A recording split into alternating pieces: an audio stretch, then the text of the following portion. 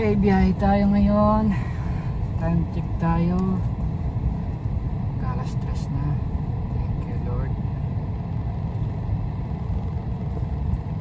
May booking na tayo. Punta tayo sa ating first booking. Ito yung first booking. Tagig to Antipolo. First booking natin. Ayan. Tagig to Antipolo. Tsaka Tagig to Taytay. Double book tayo ngayon. Saan ba tayo? Dito na ako sa C6.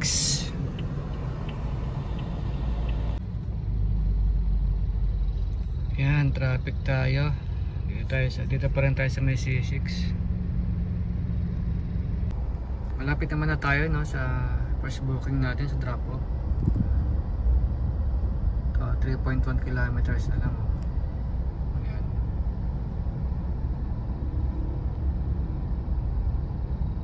Kaso traffic pa din. Ayan na lang siya.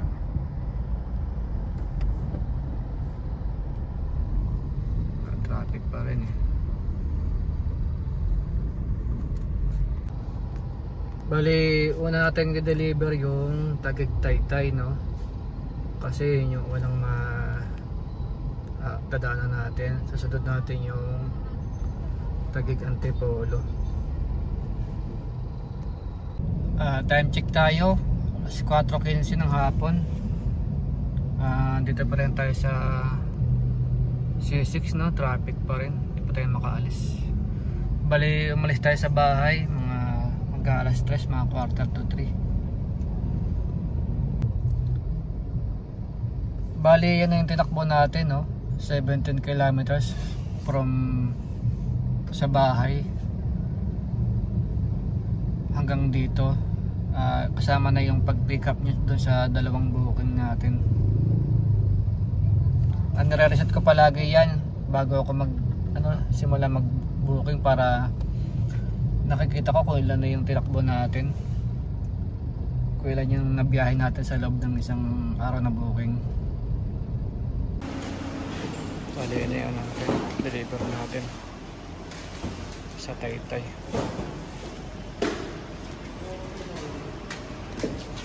Ayan, bali ano na box.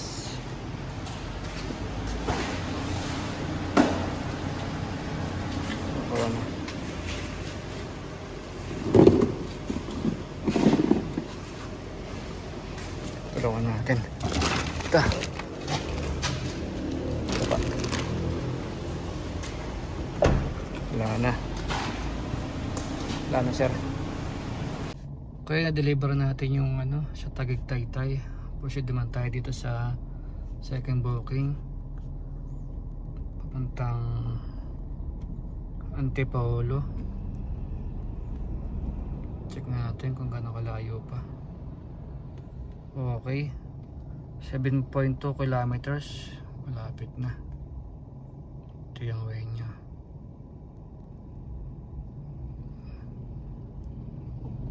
Ayun, pwede na. 7.2 from sa location natin. Tara, deliver natin yan. Okay, tayo SM City Taytay na tayo.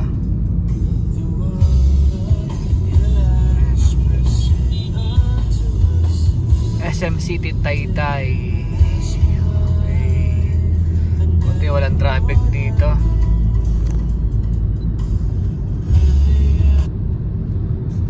Sana naman dire-diretso na to, walang traffic. Mukhang wala naman base dito sa mapa natin. Ganda ng lugar dito. Patag ng kalsada. Konti lang dumadaan na sasakyan, hindi matraffic.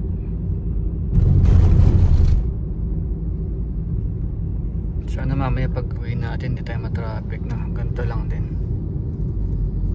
Yung pao, no? Time check tayo.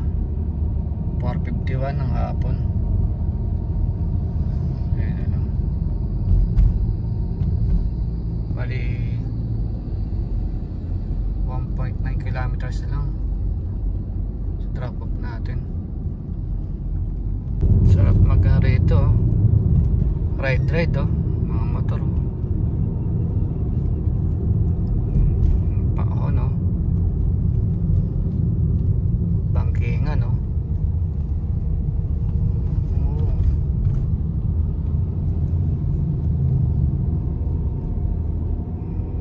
Ganda.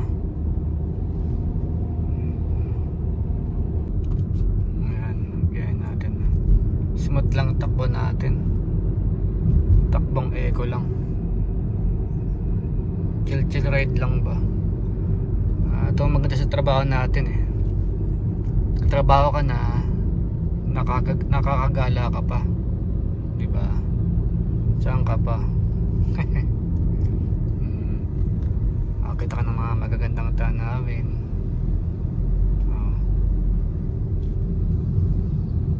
Siguro ang taas natin dito. Bali sa Antipolo pa rin tayo, no? Sana mamaya pabalik may makuha tayong papuntang Taguig sa bahay para all goods. Kaya update ko kayo pag deliver ko na to. Malapit na tayo. Yan lang yung natin. Deliver natin. So bali ito pala yung pagde-deliveran natin, no? Bosirek Cafe Bar. Ito pala yun.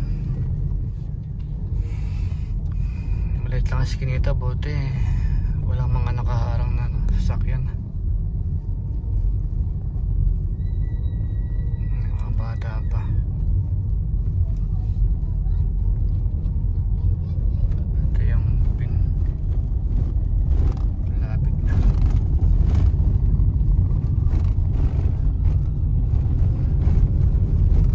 Short pala to. Masarap mag-outing dito.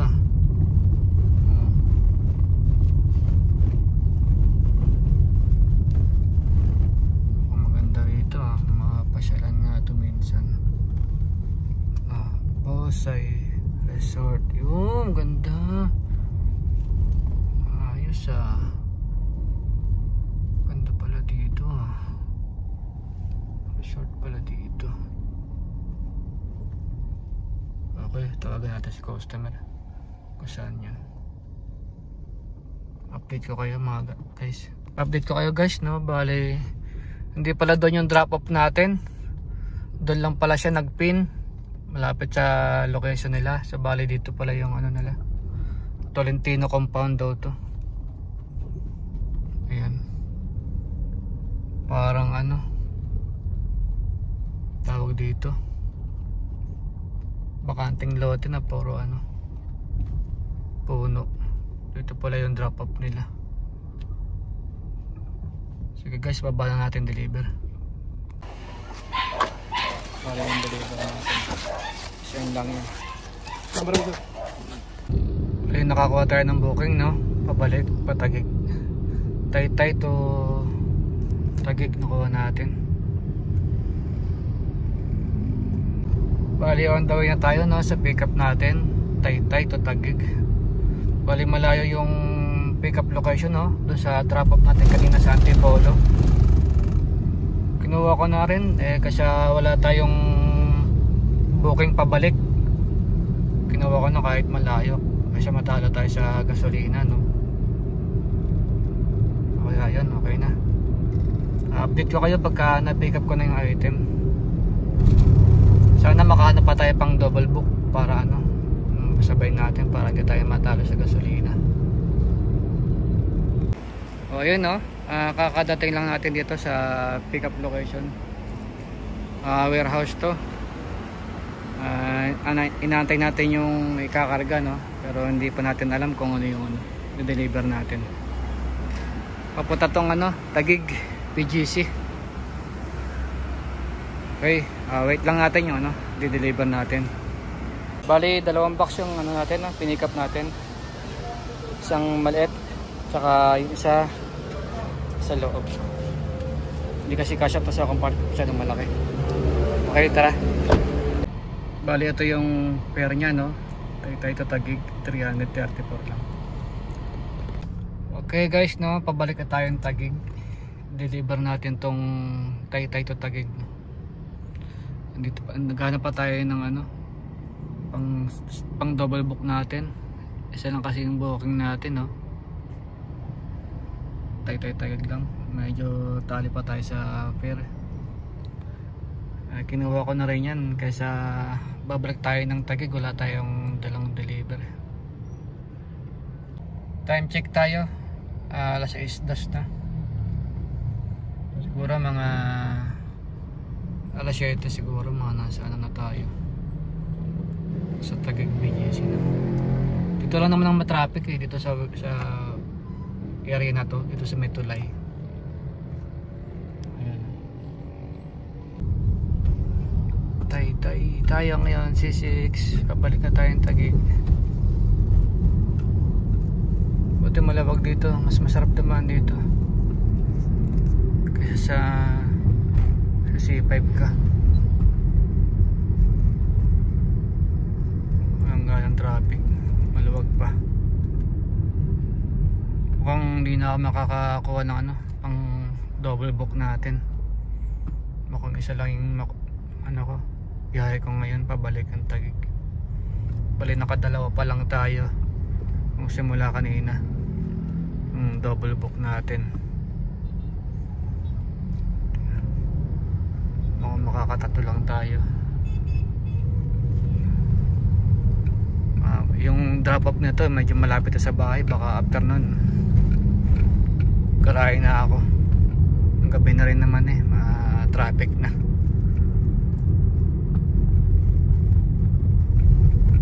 Yan, dito na tayo sa ano, parting Taguig na to ng C6 Bigotan.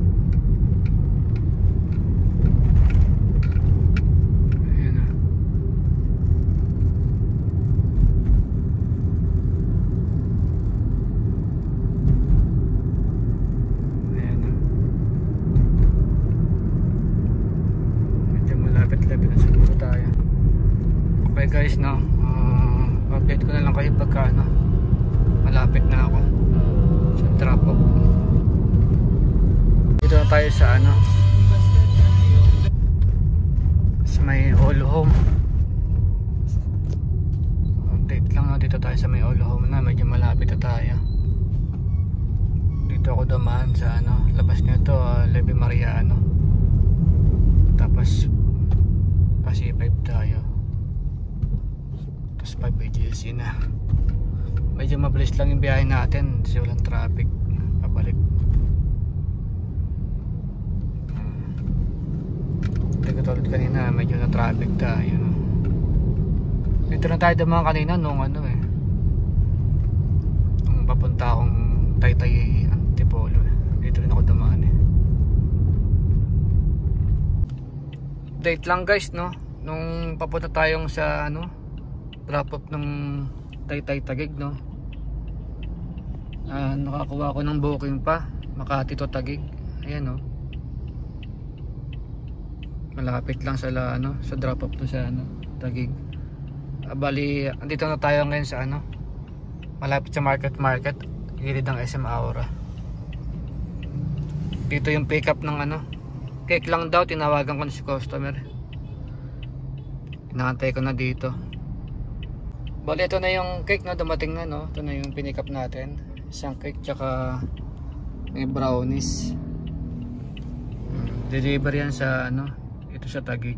Dito lang eh. Bali fare niya 263. Tapos ito yung i-deliver pa natin ngayon, yung galing Taytay. Okay guys, no, samahan niyo ako, deliver natin to. SM Aura. Ayun, no, SM Aura. Deliver pa, on the way tayo sa ano, papuntang sa BGC yung drop off natin. Ilang kilometers na lang, 1.5 kilometers na lang deliver natin.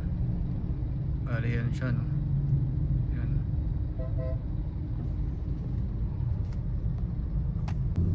Yan, no, gilid ng SM Aura.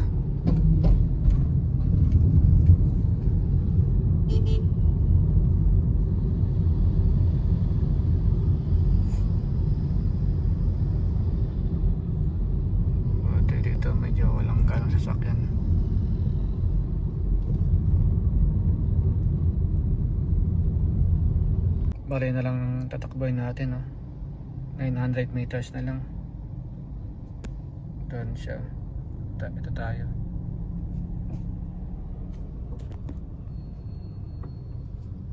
Okay guys, no, na-deliver ko na yung yung galing sa Taytay. Medyo natagalan lang ako kasi ay sumagot nung customer. Bali, proceed na tayo ngayon sa yung nakuha nating Makati to Taguig. Ito lang yung layo niya, ganito lang kalayo. Bali, 1.8 kilometers na lang yung booking natin. Ayun ang price niya, 263. Dito ngayon tayo sa may Lawton Avenue sa McKinley. Bali, papuntang Bayani Road to. 7:30 na ng gabi. Dito pa rin tayo sa Lawton Avenue, paliko tayo ng Bayani. Ayan, paliko tayo ng Bayani Road. Bali, 1.1 kilometers na lang yung layo ng i-deliver natin. Ayun na lang siya. Bali, sobrang lapit na niya sa bahay, no? After neto, baka gumarahin na tayo. Puwi na tayo sa bahay. Siguro mga 3 kilometers na lang yan pag mula sa bahay hanggang bahay pala. Tapos bali meron pala tayong mission.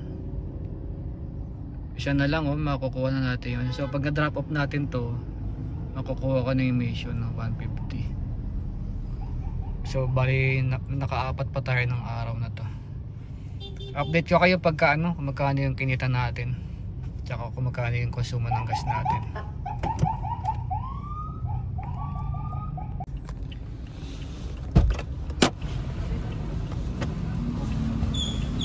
Tama yung butas ko.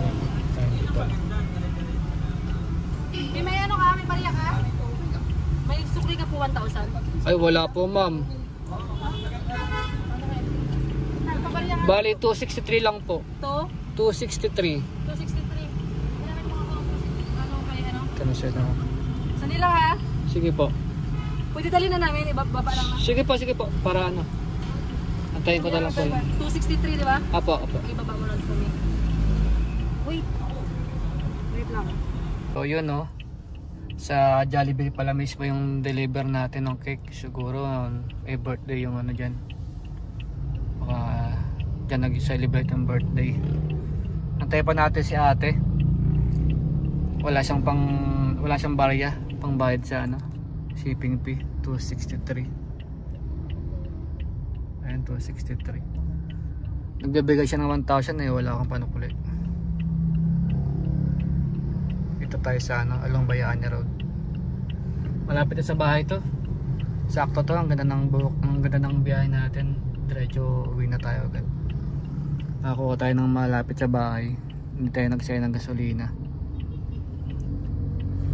Okay guys, update ko kayo kung magkano na yung naging gas consumption natin, tsaka yung kung magkano kinita natin. Time check guys, pauwi na tayo. Nabayaran na tayo ni ate. Oras natin ngayon 7:25 no. Kanina nagbiyahe tayo ng bago mag alas 3. Ngayon nakauwi na tayo ng Taguig. So yun guys no, sa bahay na tayo, sa garahe na tayo. Bali tumakbo tayo ng 58 kilometers simula kanina. Nakuha tayo 7:30. So ganito no. Tapos naka-apat tayo. Mariredeem natin to. Ayun.